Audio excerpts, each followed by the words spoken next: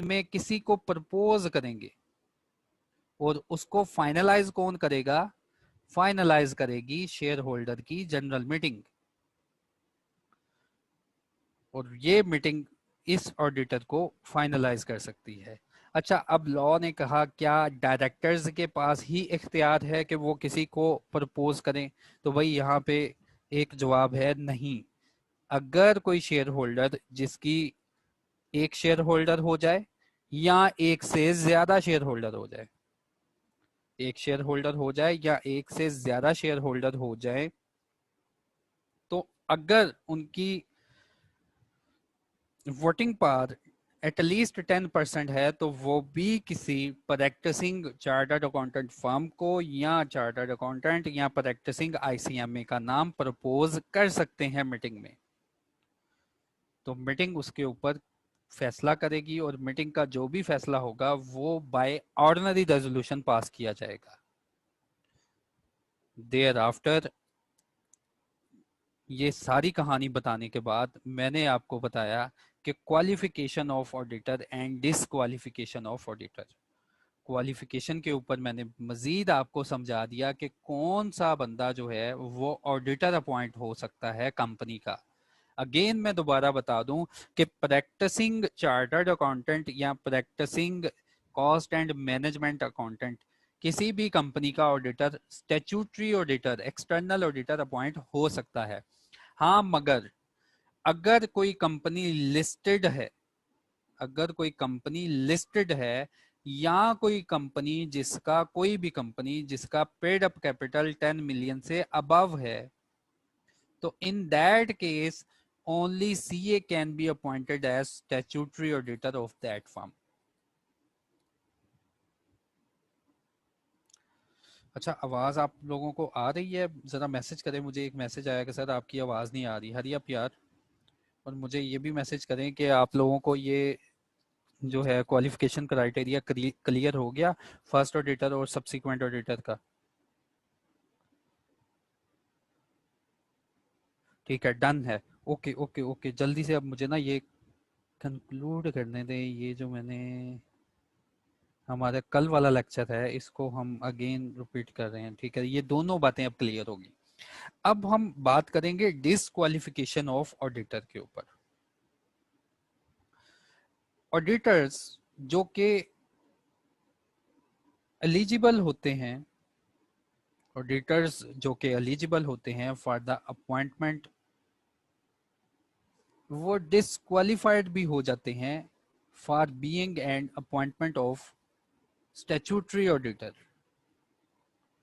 Disqualification कैसे होती है? फर्स्ट ऑफ ऑल, अगर एक कंपनी चाहे कि किसी ऑडिटर को हमने निकालना है, अगर एक कंपनी खुद चाहे कि किसी ऑडिटर को हमने कंपनी से निकालना है, उसकी असाइनमेंट खत्म करनी है बिफोर टेन्योर, पहला क्राइटेरिया याद रख लो, रिमूवल ऑफ ऑडिटर। अगर किसी ऑडिटर को रिमूव करना है तो कंपनी को क्या करेगी? कंपनी एक रेजोल्यूशन पास करेगी जिसको कहते हैं स्पेशल रेजोल्यूशन। याद रखें, ये बंदा जब अपॉइंट हुआ था तो ये ऑर्डिनरी रेजोल्यूशन के थ्रू अपॉइंट हुआ था, और मैंने आपको समझा दिया था कि ऑर्डिनरी बिजनेस जो होते हैं, ऑर्डिनरी रेजोल्यूशन के जो बिजनेस होते हैं वो सिर्फ और सिर्फ 4-5 होते हैं, और वो मैंने गिनवा भी दिए थे कौन कौन से बिजनेस होते हैं पिछले लेक्चर में। अच्छा, अब ये बंदा अपॉइंट हुआ ऑर्डिनरी रेजोल्यूशन के थ्रू, लेकिन अगर इसको रिमूव करवाना है तो हम एक रिमूवल की रेजोल्यूशन पास करेंगे जिसको रिमूवल ऑफ डायरेक्टर के नाम से जाना जाएगा। और इसको अगर रिमूव करना है तो मीटिंग की 3/4 मेजोरिटी चाहिए। मीटिंग में वोटिंग पावर जो है 75% चाहिए ऑडिटर को रिमूव करने के लिए। ऑडिटर रिमूव हो जाएगा। एक तो ये तरीका है कि ऑडिटर रिमूव हो सकता है। दूसरा तरीका रिमूवल का ये है कि ऑडिटर डिसक्वालिफाइड हो जाए। ऑडिटर जब अपॉइंट हुआ था तो वो एलिजिबल था, लेकिन बाद में डिसक्वालिफाइड हो गया। एक तो ये सिनेरियो, या अपॉइंटमेंट से पहले ही वो डिस्क्वालिफाइड था। तो वो कौन कौन से सिनेरियो है सर कि एक एलिजिबल बंदा जो है वो डिस्क्वालिफाइड हो जाता है?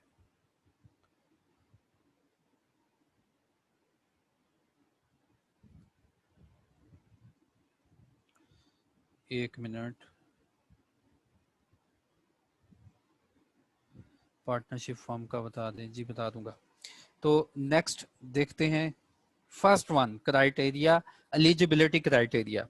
अगर तो कोई भी सीए या एसीएम में किसी फर्म का एम्प्लॉय या ऑफिसर रहा है, सॉरी किसी कंपनी का, अगर कोई सीए या एसीएम में किसी भी कंपनी का बच्चों एम्प्लॉय या कोई ऑफिसर रहा है, कोई उसने प्रॉफिट ऑफिस होल्ड किया है, तो ऐसा हर क्वालिफाइड सीए और एसीएम में उस खास कंपनी के लिए, जिस कंपनी में ये जॉब कर रहा था, उस खास कंपनी के लिए डिसक्वालिफाइड हो जाएगा अगर 3 साल का अरसा अभी नहीं गुजरा।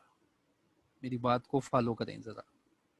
अगर सीए या एसीएम में किसी कंपनी में जॉब कर रहा था, उसने जॉब छोड़ दी, उसने अपनी प्रैक्टिस स्टार्ट कर दी, एज एन ऑडिट की फील्ड में प्रैक्टिस स्टार्ट कर दी, तो क्या वही बंदा जिसने कंपनी में जॉब की थी उसी कंपनी का स्टैट्यूटरी ऑडिटर बन जाएगा? तो जवाब है नहीं। जब तक 3 साल नहीं गुजरेंगे, जब तक 3 साल का पीरियड नहीं गुजरेगा, तब तक ये वाला जो पर्सन है इस कंपनी का जिसमें इसने जॉब की थी, as an statutory auditor appoint नहीं होगा। पहले ये कंडीशन थी। एक तो ये पर्सन अपॉइंट नहीं होगा, एक जो बंदा डायरेक्टर की एम्प्लॉयमेंट में है, जो बंदा डायरेक्टर की किसी एम्प्लॉयमेंट में या किसी डायरेक्टर की और फर्म में उसका पार्टनर होगा, तो वो पर्सन भी इस कंपनी का ऑडिटर अपॉइंट नहीं हो सकता। पहले 2 पॉइंट्स मैंने आपको बताए on the basis of job relationship, कि अगर आपका जॉब रिलेशन है कंपनी के साथ या जॉब रिलेशन है उसके किसी डायरेक्टर के साथ, तो ऐसा क्वालिफाइड सीए भी डिसक्वालिफाइड हो जाता है, वो अपॉइंट नहीं हो सकता। देयर आफ्टर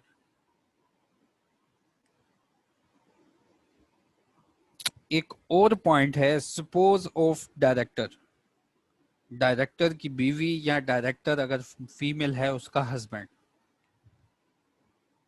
ये दोनों पर्सन भी ऑडिटर अपॉइंट नहीं हो सकते। इसके बाद अगर किसी प्रैक्टिसिंग चार्टर्ड अकाउंटेंट या practicing CA ICMA qualified person ने किसी कंपनी के डायरेक्टर से किसी कंपनी से लोन लिया है, किसी कंपनी से लोन लिया है, तो ऐसा सीए या एसीएम में, ऐसा सीए क्वालिफाइड सीए और एसीएम में जिस कंपनी से इसने लोन लिया है उस कंपनी का स्टैट्यूटरी ऑडिटर नहीं बन सकता, उस कंपनी का एक्सटर्नल ऑडिटर नहीं बन सकता।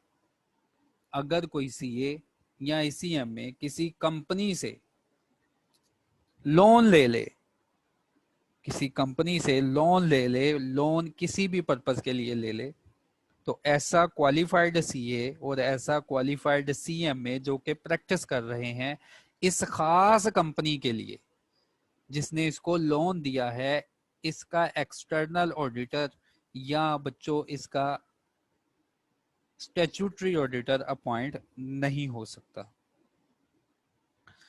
फिर लॉ ने बताया कि अगर इस कंपनी का बिजनेस ही यही था कि लोगों को लोन देना, अगर इस कंपनी का जिसने ऑडिटर को लोन दिया है इसका बिजनेस ही यही था कि लोगों को लोन देते हैं और उसके ऊपर लोगों से प्रॉफिट कमा रहे हैं, तो लॉ कहता है कि देखो कि जब कंपनी ने ऑडिटर को लोन दिया तो वही सारी कार्रवाइयां पूरी की गई जैसे कि आम आवाम से ये पूरी करते हैं। अगर आम आवाम से उनकी जमीन जायदाद बैंक अपने कब्जे में लेके लोन देता है, तो देखो क्या ऑडिटर से भी कोई ऐसी कोई जमीन जायदाद उसके इक्विवेलेंट ली है? तो अगर तो ऑर्डिनरी कोर्स ऑफ बिजनेस में ये लोन गिवन है, ये लोन दिया गया, तो ऐसा ऑडिटर जिसने ये लोन लिया होगा वो क्वालिफाइड होगा for the appointment of statutory auditor. ये दूसरी क्लास थी। पहली क्लास थी कि अगर किसी कंपनी ने ऑडिटर को लोन दिया तो ऑडिटर जो है वो डिसक्वालिफाइड हो जाएगा for appointment as statutory auditor for that company. लेकिन अगर इसी कंपनी का ऑर्डिनरी कोर्स ऑफ बिजनेस, यानी कि इस कंपनी का बिजनेस है लैंडिंग, ये लोगों को पैसे उधार पे दे रहे हैं, तो इन दैट केस लाजमी है कि in the ordinary course of business में रहते हुए ऑडिटर को अगर लोन दिया तो वो ऐसा लोन नहीं गिना जाएगा डिस्क्वालिफिकेशन के लिए। देयर आफ्टर लॉ ने बताया कि अगर ऑडिटर्स जो है खुद लोन नहीं लेता, ऑडिटर खुद लोन नहीं लेता, फाइनेंशियल इंस्टीट्यूशन ने इस पर्सन को लोन दिया था, फाइनेंशियल इंस्टीट्यूशन ने इस कस्टमर को लोन दिया था, लेकिन ऑडिटर ने इस लोन के ऊपर गारंटी दे दी है कि अगर ये पर्सन आपको लोन ना दे तो मैं आपको लोन की अमाउंट अदा करूंगा। तो लॉ ने कहा इन दैट केस ये वाला ऑडिटर भी इस कंपनी के लिए डिस्क्वालिफाइड हो जाएगा। हालांकि उसने सीए किया हुआ है, हालांकि उसने सीएम में किया हुआ है, वो प्रैक्टिस परफॉर्म कर रहा है, लेकिन वो इस कंपनी का स्टैट्यूटरी ऑडिटर अपॉइंट नहीं हो सकता। हाँ अगर ये सारा काम in the ordinary course of business हुआ है, अगर ये सारा काम in the ordinary course of business हुआ है, इस कंपनी ने जिसने लोन दिया है इसका काम ही यही है लोगों को लोन देना और किसी और से गारंटी ले लेना, तो लॉ कहता है इन दैट केस ये ऑडिटर अगर गारंटी भी देगा तो ये ऑडिटर डिस्क्वालिफाइड नहीं होगा। देयर आफ्टर एक और प्रोविजन है लॉ की जिसमें बताया गया था कि ऑडिटर या ऑडिटर की स्पोज या उसके माइनर चिल्ड्रन या ऑडिटर के पार्टनर्स अगर उन्होंने कंपनी में शेयर होल्ड नहीं किए, हाँ अगर स्टैट्यूट उसकी एसोसिएटेड कंपनी में कहीं शेयर होल्ड किए हुए हैं, तो वो ऑडिटर्स जो हैं कंपनी ए के लिए डिस्क्वालिफाइड हो जाएंगे। इस बात को मैं एलेबोरेट करूंगा। लेट्स सपोज ये एक ऑडिटर है, इसने इस कंपनी के लिए स्टैट्यूटरी ऑडिटर बनना है कंपनी ए के लिए। कंपनी ए में इस ऑडिटर की कोई इन्वेस्टमेंट नहीं है, हाँ लेकिन इस ऑडिटर की एक कंपनी में इन्वेस्टमेंट है जिसका नाम है कंपनी बी, और इसकी इस कंपनी में कोई इन्वेस्टमेंट है। लेकिन एक और बात याद रखें, कंपनी ए की कंपनी बी में सिग्निफिकेंट इन्फ्लुएंस की इन्वेस्टमेंट है जो कि इनको एसोसिएटेड कंपनीज बना देता है। तो इन दैट केस याद रखें कि हर उस कंपनी के लिए ये ऑडिटर डिसक्वालिफाइड हो जाएगा जो इस कंपनी के रिलेशन में होंगी, जो कंपनी बी के रिलेशन में होंगी। जैसे लेट्स सपोज कंपनी ए इसकी एसोसिएशन में है और कंपनी बी कंपनी सी एक बना लेते हैं, कंपनी सी इसकी होल्डिंग कंपनी है, तो ये ऑडिटर इस कंपनी के लिए भी डिस्क्वालिफाइड हो जाएगा। लॉ कहता है कि ऐसा ऑडिटर जिसकी इस कंपनी में इन्वेस्टमेंट नहीं थी लेकिन किसी ऐसी कंपनी में इन्वेस्टमेंट है जो इस कंपनी की एसोसिएट है, तो ये ऑडिटर भी कंपनी ए के लिए डिस्क्वालिफाइड हो जाएगा। बच्चों ये थे मैक्सिमम जो थे criteria on the basis of एक एलिजिबल प्रैक्टिसिंग ऑडिटर भी डिस्क्वालिफाइड हो जाता है। ये वो सिनेरियो थे। और एक सिनेरियो हमने पढ़ा था कि अगर कोर्ट ने ऑडिटर को डिस्क्वालिफाइड कर दिया ऑन द बेसिस ऑफ कि इसने फ्रॉड किया था कहीं, तो वो ऑडिटर भी वहां पे डिस्क्वालिफाइड हो जाता है। तो ये सारी डिस्कशन थी कल के लेक्चर के ऊपर। ये फर्स्ट ऑडिटर की अपॉइंटमेंट, सब्सिक्वेंट ऑडिटर की अपॉइंटमेंट, देयर आफ्टर कमीशन के पास कब पार होती है कि वो ऑडिटर को अपॉइंट करता है, ये सब हमने कल डिस्कस किया था। एलिजिबिलिटी क्राइटेरिया में मैंने यहाँ तक पॉइंट्स डिस्कस किए हैं। तो जल्दी से अब मैसेज टाइप करें, अगर किसी का कोई क्वेश्चन है यहाँ तक तो वो मैसेज टाइप करें। Thereafter within 2 or 3 minutes में हम हमारा आने वाला जो टॉपिक है उसे स्टार्ट करेंगे।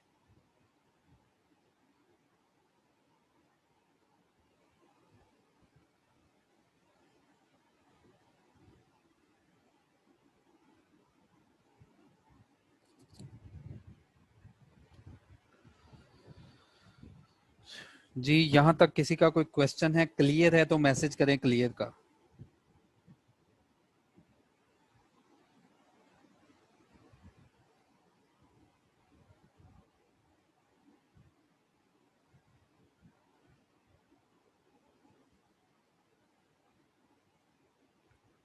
ठीक है,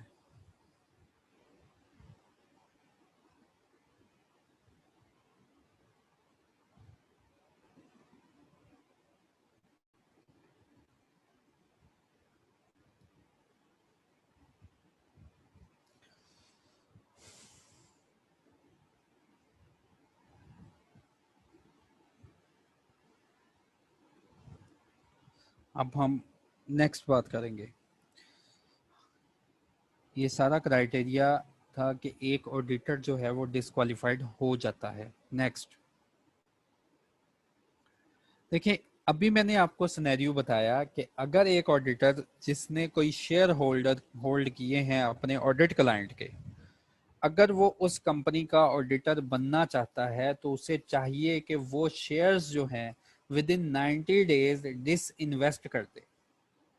अगर एक ऑडिटर किसी कंपनी का, किसी ऐसी कंपनी का ऑडिटर अपॉइंट होने जा रहा है, बात सुनिएगा, अगर एक ऑडिटर किसी ऐसी कंपनी का स्टैट्यूटरी ऑडिटर अपॉइंट होने जा रहा है जिस कंपनी ने उसने खुद इन्वेस्टमेंट की हो या उसके पार्टनर्स ने इन्वेस्टमेंट की हो, उसको चाहिए कि ये फैक्ट कंपनी के सामने डिस्क्लोज करे। उसे चाहिए कि वो ये fact at the time of his appointment disclose करे कि मेरे इस कंपनी में शेयर्स हैं। आफ्टर द अपॉइंटमेंट लॉ की रिक्वायरमेंट है कि ये auditor with in 90 days in shares को डिस इन्वेस्ट करेगा, इन शेयर को बेच देगा, फिर ये पर्सन जो है कंपनी का स्टैट्यूटरी ऑडिटर बन सकता है। लॉ की पहली रिक्वायरमेंट थी कि वो पर्सन एलिजिबल ही नहीं है जिसने किसी कंपनी में इन्वेस्टमेंट की है उस कंपनी का स्टैट्यूटरी ऑडिटर बन जाए। फिर लॉ ने थोड़ी सी रिलैक्सेशन दी कि हाँ चलो, अगर तुमने अपॉइंट होना है उसी कंपनी का स्टैट्यूटरी ऑडिटर तो तुम्हें 90 डेज के अंदर वो वाली इन्वेस्टमेंट शेयर्स जो तुम्हारे पास हैं उनको डिस इन्वेस्ट करना होगा। देयर आफ्टर एक और बात जो है लॉ ने एक्सप्लेन की कि लेट सपोज अगर कोई क्रेडिट कार्ड कंपनी है, क्रेडिट कार्ड कंपनी है, ऑडिटर्स जो है उसके पास उस कंपनी का क्रेडिट कार्ड था, तो उसने क्रेडिट कार्ड को यूज किया, तो इसका मतलब ऑडिटर तो उसकी इंडेप्टनेस में आ गया, ऑडिटर उसका कर्जई बन गया। तो यहाँ पे लॉ ने मजीद क्लैरिफाई किया, अ पर्सन हु ओज।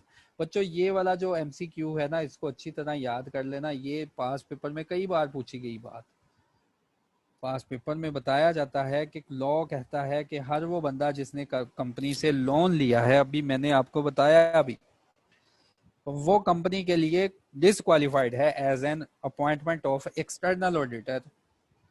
तो बाज दफा ऐसा होता है कि लोन लिया होता है लेकिन फिर भी पर्सन जो है अपॉइंट हो जाता है। वो सिनेरियो बताओ। तो यहाँ पे हम बताएंगे अ पर्सन हु ओज, एक ऐसा पर्सन जो कि कर्जा लेता है, a sum of money not exceeding 1 million rupee to a credit card issuer. एक पर्सन जो कि एक क्रेडिट कार्ड कंपनी से अप टू 1 million रुपी का क्रेडिट ले लेता है, वो or a sum to a utility company in the form of unpaid dues for a period not exceeding 90 days। और अगर एक यूटिलिटी कंपनी है, let's suppose वापटा, Vasa utility company, let's suppose Imtiaz वगैरह, अगर आप इनसे कोई सम ऑफ मनी लोन लेते हैं और पीरियड जो है 90 डेज का एक्सीड नहीं होता, तो इसको नहीं गिना जाता, shall not be deemed to be indebtedness to the company. तो ऐसे लोन को नहीं गिना जाता कि आपने कंपनी से लोन लिया है।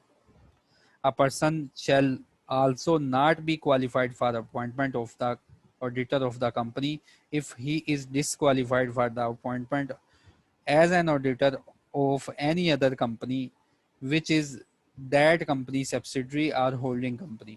लॉ ने कहा कि अगर किसी खास कंपनी में आप डिसक्वालिफाइड हैं, किसी सब्सिडरी के लिए डिस्क्वालिफाइड हैं, तो लॉ ने कहा आप होल्डिंग के लिए भी डिस्क्वालिफाइड हैं और उसकी एसोसिएटेड कंपनी के लिए भी डिस्क्वालिफाइड हैं।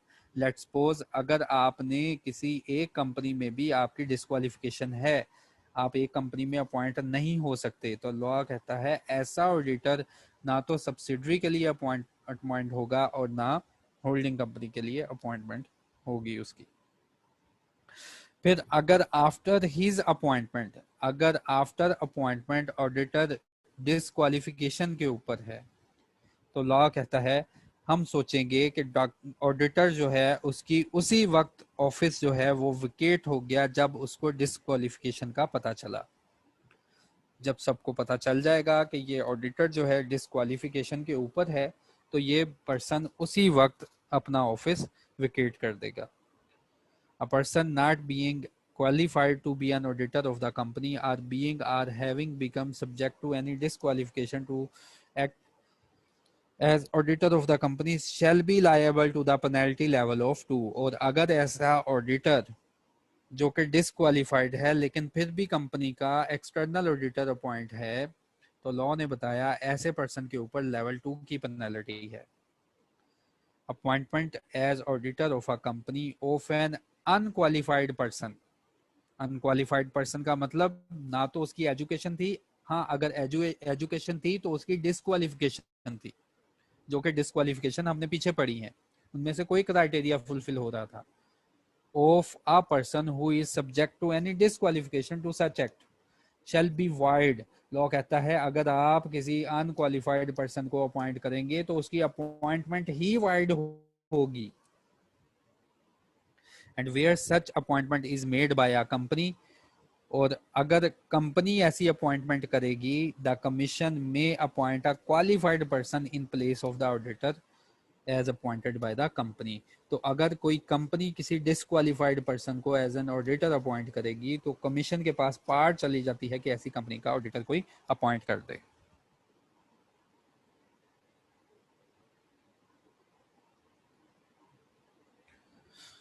तो कौन पर्सन एलिजिबल है on the basis of qualification criteria, मैंने आपको गाइड किया था। In case of public company और private company which is the subsidiary of company, public company or a private company having paid up capital of more than 10 million, unless such person is chartered accountant having valid certificate of practice from Institute of Chartered Accountant of Pakistan, and in any other cases chartered accountant or cost and management accountant having valid certificate of practice from the respective institute or firm of chartered accountant। A firm whereof majority of practicing partners are qualified for appointment shall be appointed by its firm name। पांच दफा आपने देखा होगा कि companies जो होती हैं firm को अपॉइंट कर रही होती हैं। देखिए लॉ की रिक्वायरमेंट है कि स्टैट्यूटरी ऑडिटर जो होगा वो क्वालिफाइड पर्सन होगा, क्वालिफाइड पर्सन होगा, वो सीए क्वालिफाइड होगा या सीएमए क्वालिफाइड होगा। लेकिन लॉ कहता है बाज दफा ऐसा होता है कि ये जो सीए क्वालिफाइड या सीएमए क्वालिफाइड लोग हैं आपस में मिलके फर्म बना लेते हैं, पार्टनरशिप कर लेते हैं कि हम ऑडिट क्लाइंट को पकड़ेंगे, उसका ऑडिट करेंगे और जो मुनाफा होगा, जो फी होगी, आपस में बांट लेंगे। तो लॉ ने कहा अगर कोई ऐसे क्वालिफाइड पर्सन आपस में पार्टनरशिप करते हैं ना, तो एक फर्म बना लेते हैं, तो फर्म को उसके नेम से अपॉइंट करेंगे, फर्म को उसके नेम से अपॉइंट करेंगे। Signature of the auditor report. फिर ऑडिट रिपोर्ट को साइन कौन करेगा? ऑडिट रिपोर्ट मस्ट स्टेट, जो ऑडिट रिपोर्ट बनेगी वो क्या बताएगी? नेम ऑफ द ऑडिटर या एंगेजमेंट पार्टनर। बच्चों ये एंगेजमेंट पार्टनर टर्म है क्या, जब आप ऑडिट में जाएंगे वहां भी आपको क्लैरिटी हो जाएगी कि अगर आप किसी इंडिविजुअल पार्टनर को अपॉइंट करते हो, सॉरी इंडिविजुअल क्वालिफाइड पर्सन को अपॉइंट करते हो, ना सिर्फ एक पर्सन को, उसने सीए किया या आईसीएमए किया, प्रैक्टिस स्टार्ट की, और वो इंडिविजुअल है, अकेला है, और वो प्रैक्टिस परफॉर्म कर रहा है, तो उसको बोलते हैं ऑडिटर। ठीक है, ऑडिटर बोलते हैं।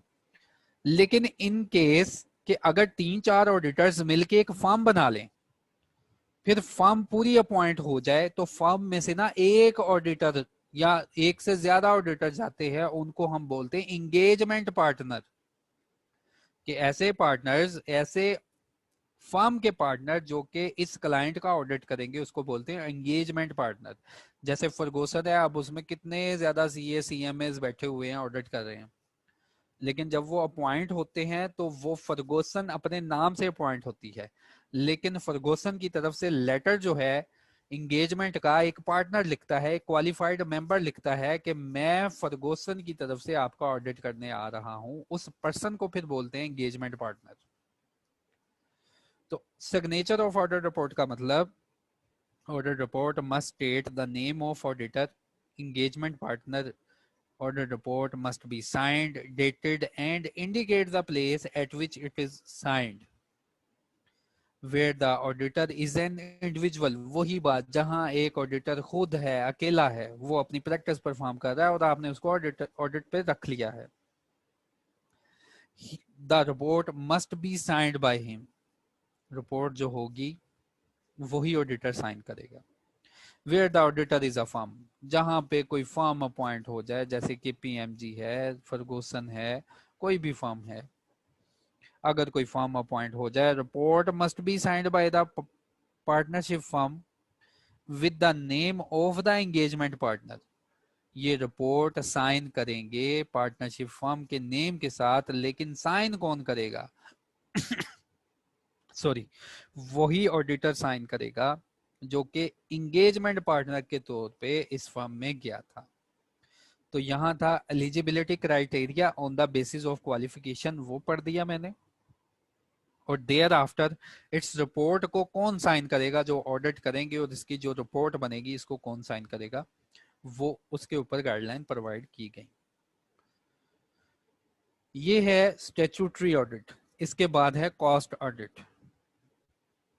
कॉस्ट ऑडिट क्या है? देखिए, जब हम बुक्स ऑफ अकाउंट्स पढ़ेंगे ना, बुक्स ऑफ अकाउंट्स के कौन कौन सी किताबें एक कंपनी को मैनेज करनी है, कौन कौन से रिकॉर्ड्स एक कंपनी को मैनेज करने हैं for the preparation of financial statements that are required to be managed, तो वहां पे जाके हम पढ़ेंगे कुछ कंपनीज ऐसी हैं जिनको कंपनीज एक्ट ने गाइड कर दिया, जिनको कंपनीज एक्ट ने इम्पोज कर दिया उन कंपनीज को कि तुमने जब भी अपनी बुक्स ऑफ अकाउंट रखनी है, अपने पास मटेरियल का हिसाब अलहदा रखना है, अपने पास लेबर के आर्ज अलहदा रखने हैं, अपने पास कॉस्ट के जो मेजर मेजर कंपोनेंट जो तुमने कॉस्ट अकाउंटिंग के पढ़े हैं ना, वो सारे अपने पास रखने हैं। तो लॉ कहता है, कंपनीज एक्ट कहता है कि ऐसी कंपनीज को कमीशन कह सकता है कि अपना कॉस्ट ऑडिट भी करवाओ, कि कैपेसिटी तुम्हारी कितनी थी और कहाँ यूटिलाइज हुई और प्रॉफिट तुमने कितना कमाया।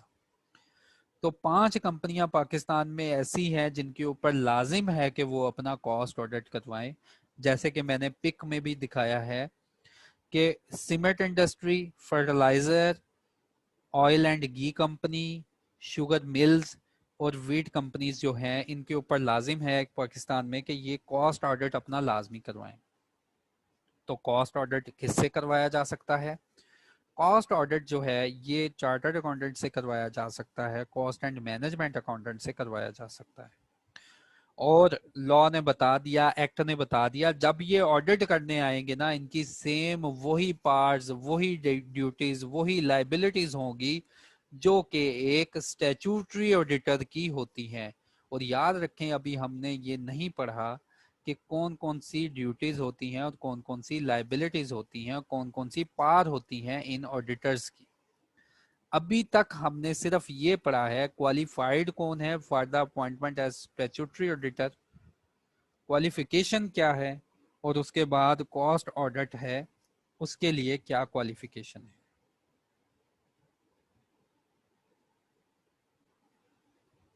बच्चों जो पीछे तक मैंने आपको पढ़ाया वो मोस्ट इंपॉर्टेंट है for the exam point of view. कई दफा एग्जाम उस एरिया से बन के आता है। लास्ट टाइम भी 2 नंबर का क्वेश्चन ऑडिट के सेक्शन में आया है, और उससे पिछले पेपर में ऑडिट में से कमीशन की पार पूछी गई है कि कमीशन का राइट बता दें कि कब कब वो ऑडिटर को अपॉइंट कर सकता है।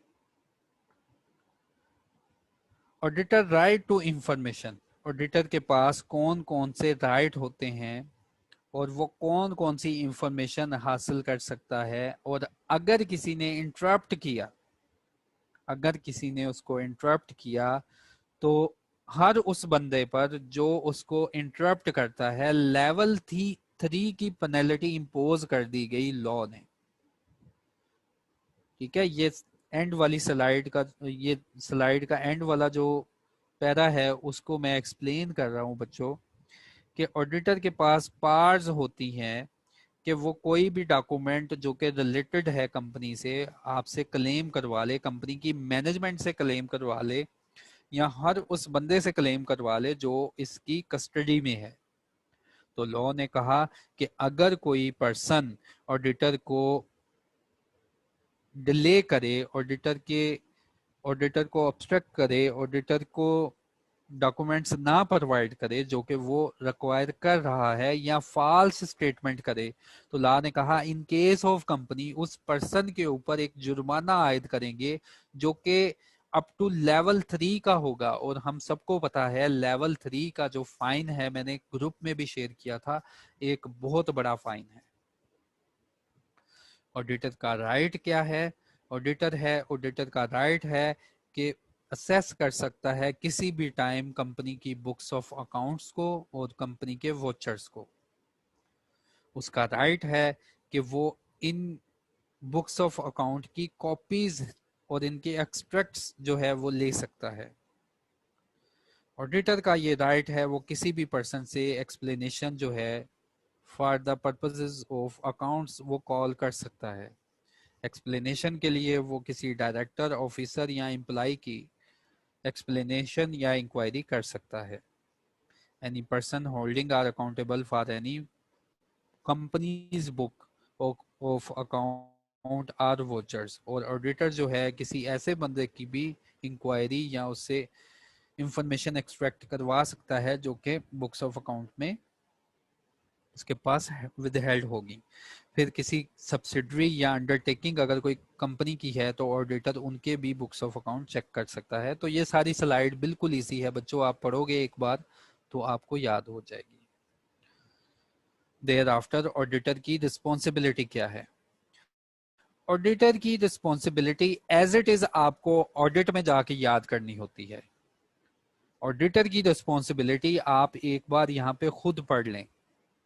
ऑडिटर की रिस्पॉन्सिबिलिटी, जो ऑडिट है पाकिस्तान का, जितने भी लोग ऑडिट कर रहे हैं, ये सारी की सारी responsibility as it is section उठा के वो अपनी ऑडिट रिपोर्ट में लिखते हैं कि हमने जो ऑडिट किया है इस रिस्पॉन्सिबिलिटी को मैं पढ़ भी देता हूं। लेकिन यहाँ पे ये रिस्पॉन्सिबिलिटी आपने सिर्फ पढ़नी है। जब इंशाल्लाह आप प्रमोट होंगे ना ऑडिट में, नेक्स्ट लेवल में, वहां सब्जेक्ट है आपका ऑडिट का, तो वहां बच्चों आपको ये तो वन बाय वर्ड याद करनी होती है रिस्पॉन्सिबिलिटी।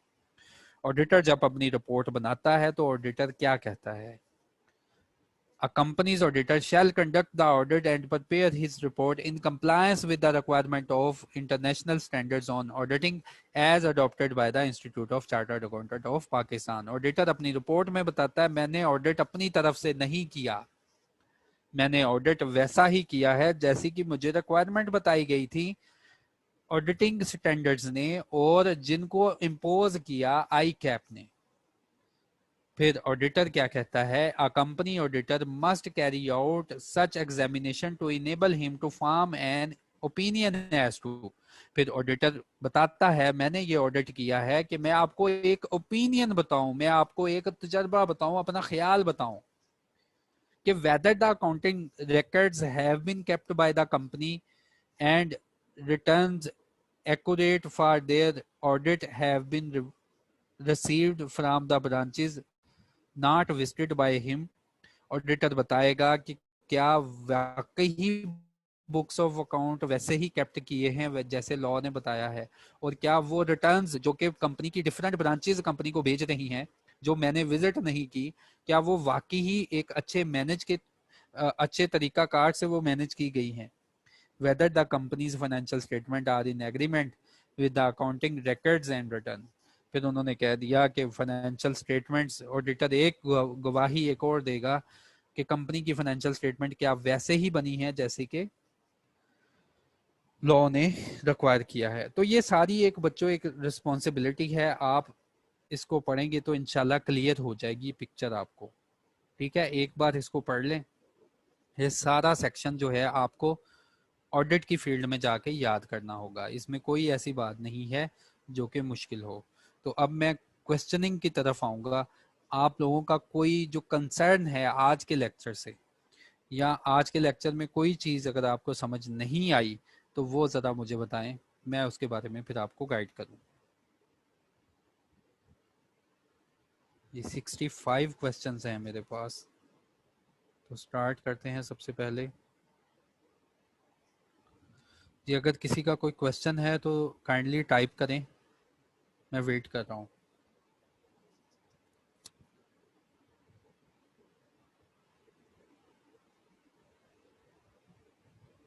हेलो, आवाज़ आ रही है आप लोगों को?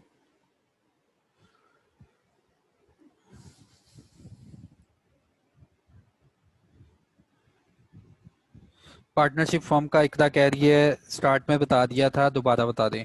इकरा, बाज दफ़ा ये होता है कि आप अपनी क्वालिफिकेशन करने के बाद ना, अगर आप कहते हैं कि मैं खुद कैपेबल हूँ कि मैं एक ऑडिट कर सकता हूँ, ठीक है, तो आप इंडिविजुअल ऑडिटर काम कर सकते हैं अपनी कोई टीम के साथ।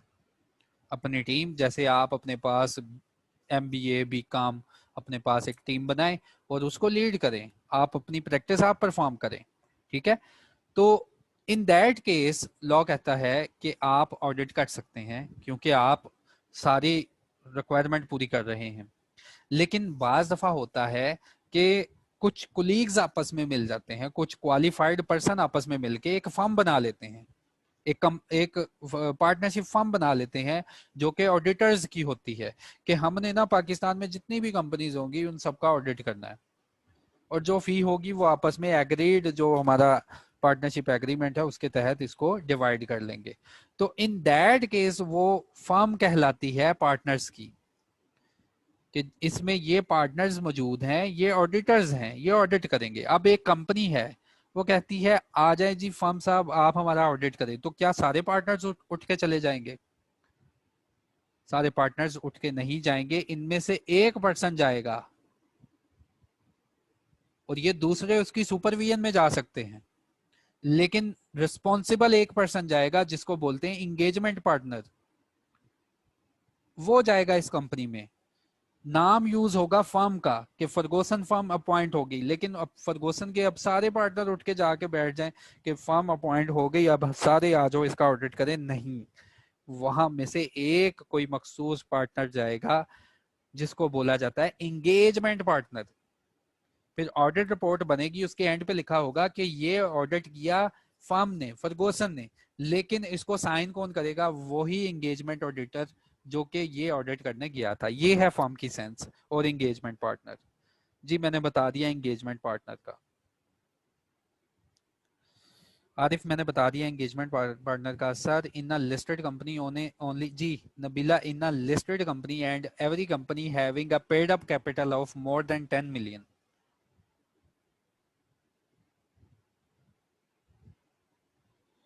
ठीक है,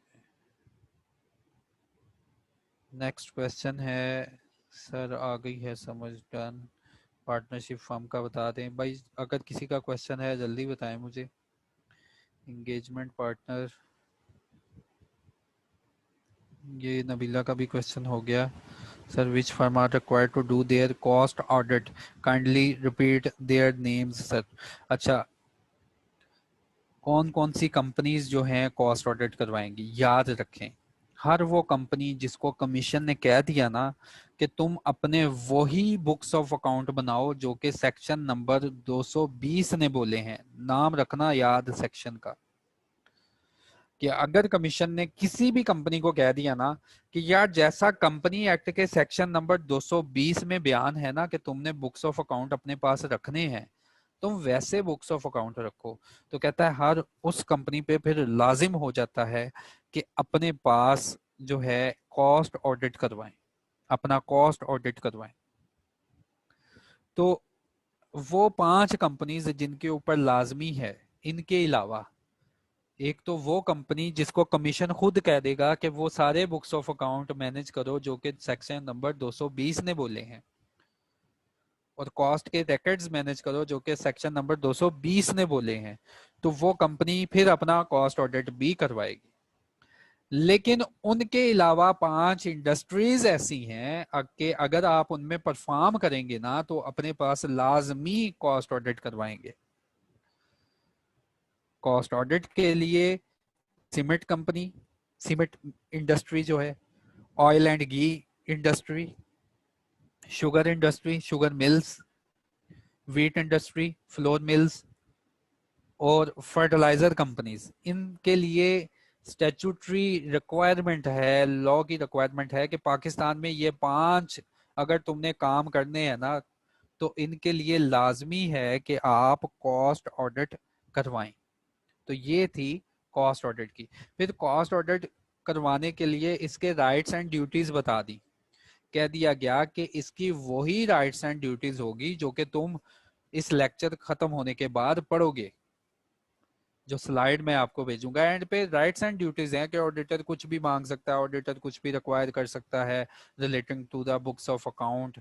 अगर ना दिया गया तो लॉ ने खुद बताया कि ऑडिटर ने कंप्लेन कर दी तो लेवल 3 की पेनल्टी इम्पोज होगी अगर कोई हिंड्रेंस होती है उसके वर्क में। तो उसके बाद ये कॉस्ट ऑडिट करेगा कौन, लॉ ने कह दिया ये कॉस्ट ऑडिट जो है ना ये या तो सीए से करवा लो या आईसीएमए से करवा लो, ये दोनों प्रोफेशनल फील्ड हैं, ये दोनों ही ऑडिट कर सकती हैं। ठीक है, तो ये थी कॉस्ट ऑडिट की सेंस। नेक्स्ट क्वेश्चन क्या है?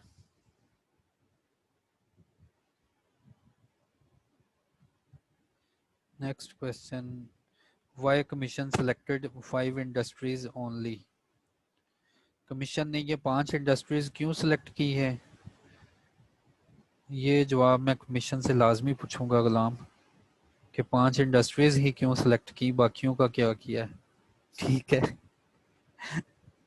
अच्छा सर, मेरे क्वेश्चन आपको शो हो रहे हैं। जवेरिया, आपका क्या क्वेश्चन था? जवेरिया का क्या क्वेश्चन था? जवेरिया, जवेरिया आपका क्वेश्चन क्या था? मेरे पास अभी आपका मैसेज आया कि आपका, सर मुझे क्वेश्चन नहीं शो हो रहे। एंगेजमेंट पार्टनर रिपीट कर दें, एंगेजमेंट पार्टनर मैंने रिपीट कर दिया। 10 मिलियन से ज़्यादा पेड अप कैपिटल हो लिस्टेड कंपनी का तो ऐसी, ये मैंने क्लियर कर दिया था जवेरिया आपको कि सीएमए की क्वालिफिकेशन। देखिए सीएमए जो कोर्स है ये मैनेजमेंट रिलेटेड है, इंशाल्लाह इसको परफॉर्म करने के बाद CFO, company secretary, listed company के आप चीफ अकाउंटेंट कुछ भी बन सकते हैं। हम कोड ऑफ कॉर्पोरेट गवर्नेंस पढ़ेंगे ना तो वहाँ देखना सीएमए की भी पावर्स बहुत ज़्यादा हैं। लेकिन क्योंकि चार्टर्ड अकाउंटेंट एक ऐसी फील्ड है जो कि प्योरली ऑडिट से रिलेटेड है, तो इसलिए इसका स्कोप जो है थोड़ा सा ज़्यादा बयान किया गया यहाँ पे कि आप ऑडिट कर सकते हैं ऐसी कंपनी का जो कि लिस्टेड है, क्योंकि वो फील्ड रिलेटेड है ऑडिटिंग से। और ये जो फील्ड आपने ज्वाइन की, ये वर्थी फील्ड, ये वाली फील्ड जो है ये रिलेटेड है मैनेजमेंट से, आपको मैनेजमेंट के कोर्स करवाए जाएंगे।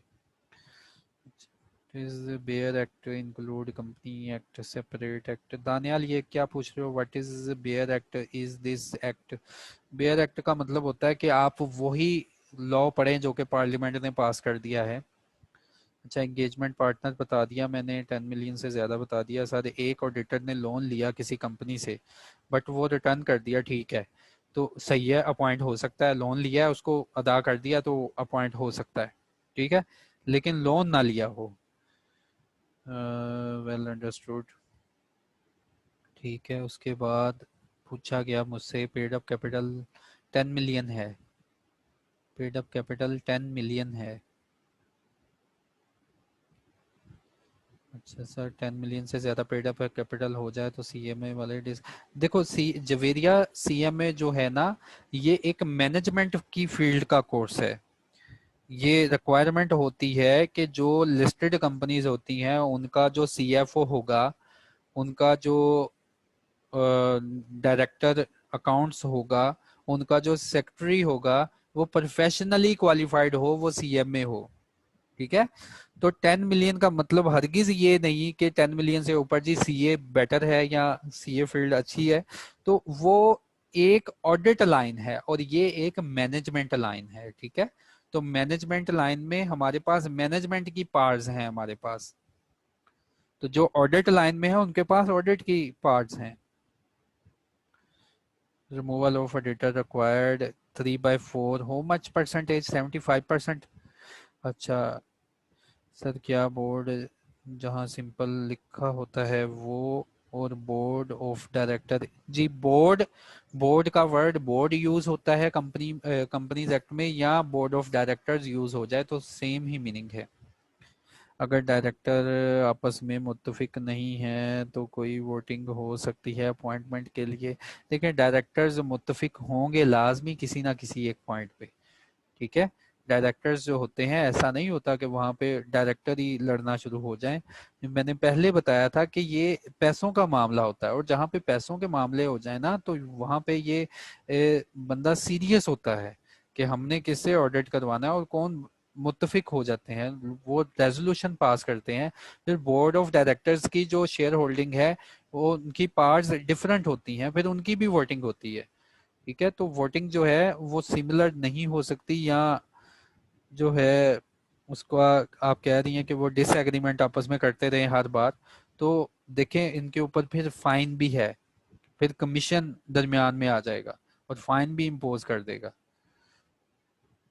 अच्छा, इसके दरमियान इसके बाद क्वेश्चन नंबर, तो चले सम अप करते हैं आज के ऑडिट के टॉपिक को। ये टॉपिक मैंने क्यों पढ़ाया बच्चों? मैंने आपको पहले करवाया था मीटिंग का एक अच्छा खासा पोर्शन।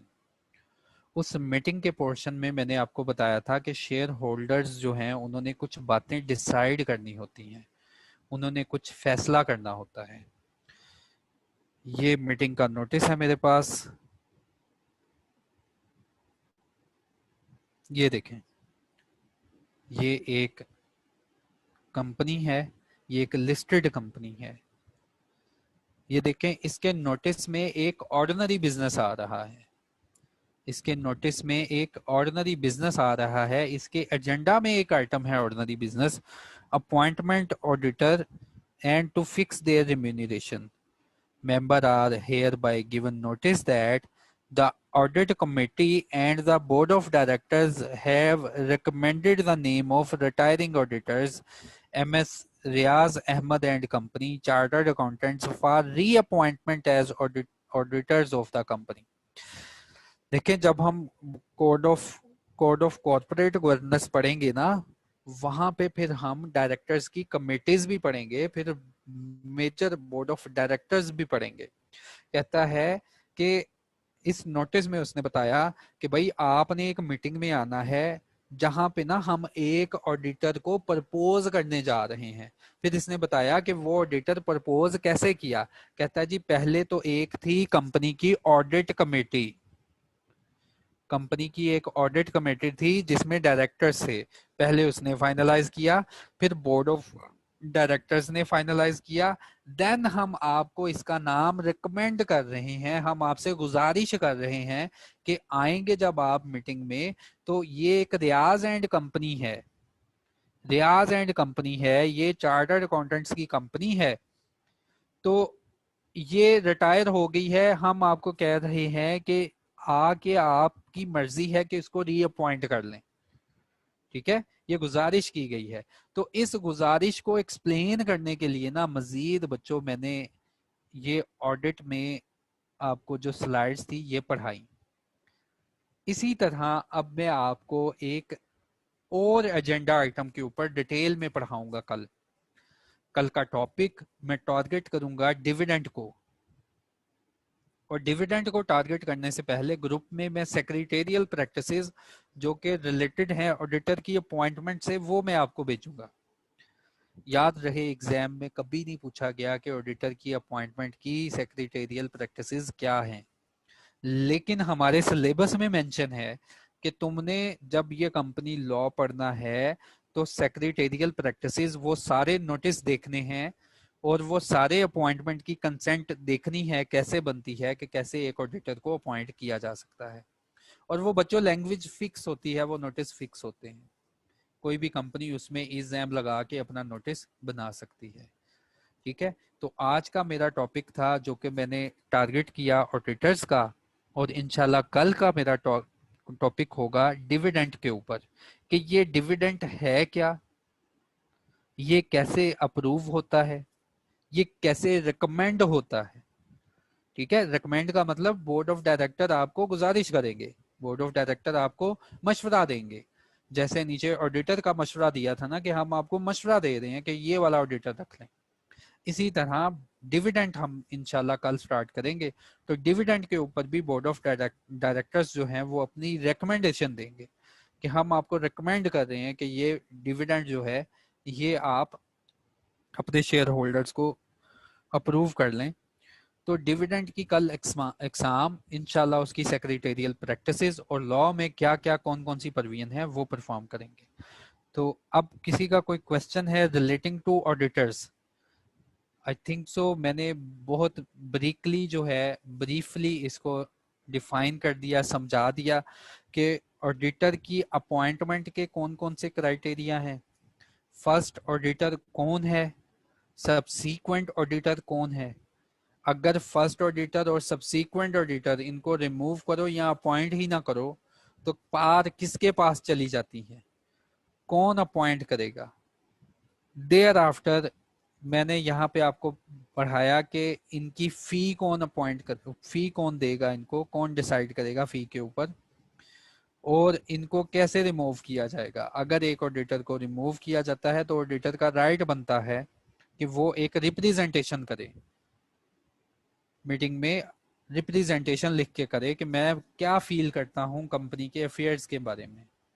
फिर कमीशन की बात बताई, रिम्यूनरेशन बताई, कंसेंट ऑफ ऑडिटर बताया, रिमूवल ऑफ ऑडिटर बताया कि ऑडिटर को रिमूव करना है तो कैसे किया जा सकता है।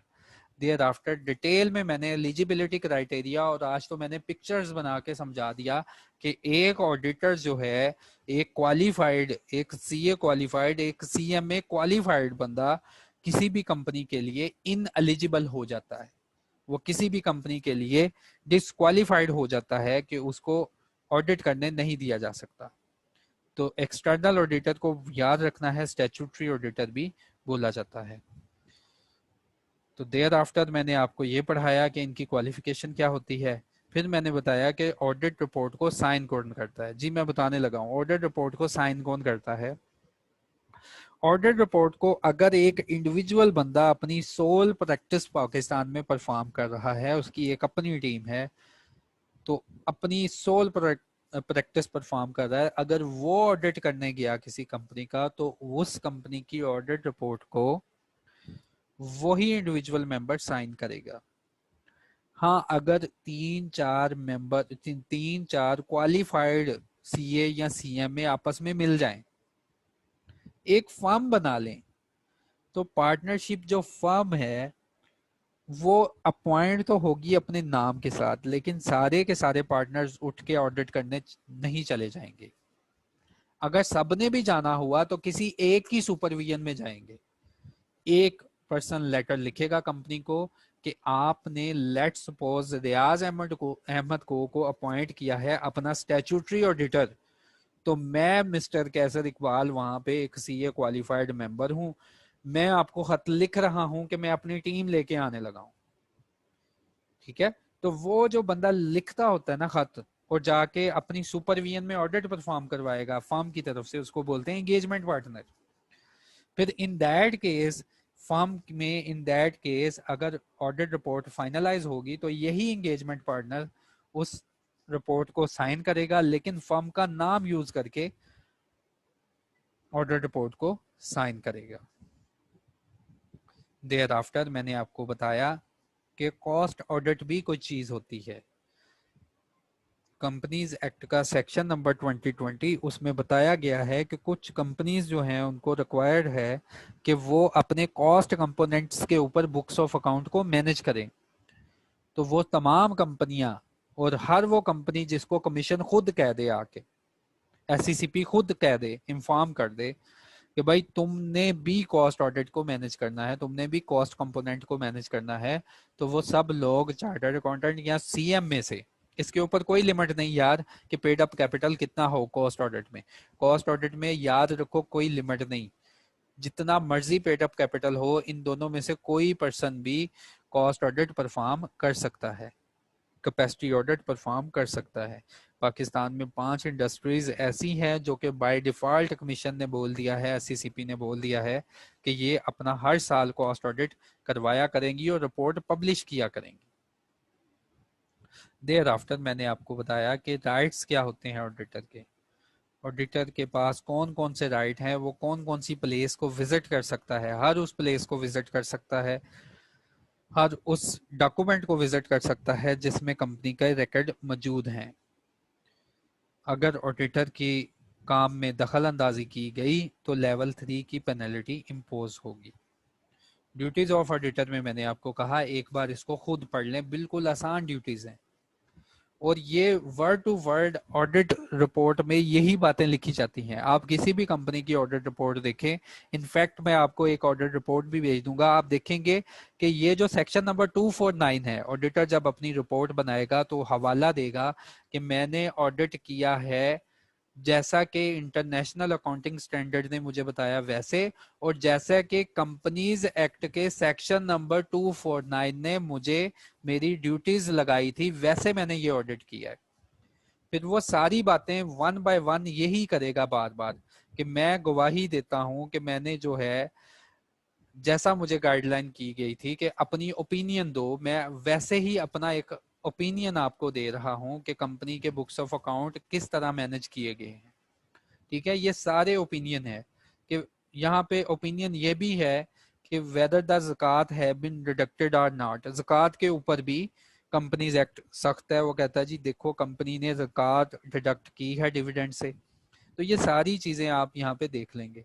जैसे let's suppose whether are not in their opinion and to the best of their information and according to the explanation given to them, the said account have the given information required by this act in the manner as required the true and fair view। तो वो बताएगा कि मेरे opinion के मुताबिक क्या ये following statement true and fair view दे रही हैं। ट्रू एंड फेयर व्यू का मतलब कि वैसे जैसे इनको क्रिएट करना चाहिए था ये वैसे ही क्रिएट की गई है। तो बच्चों आज की मेरी मेहनत थी ऑडिट के ऊपर। अगर आप लोगों का फिर भी कोई क्वेश्चन है तो मुझे बताएं, फिर इन जो है इस मीटिंग को ख़त्म किया जाए।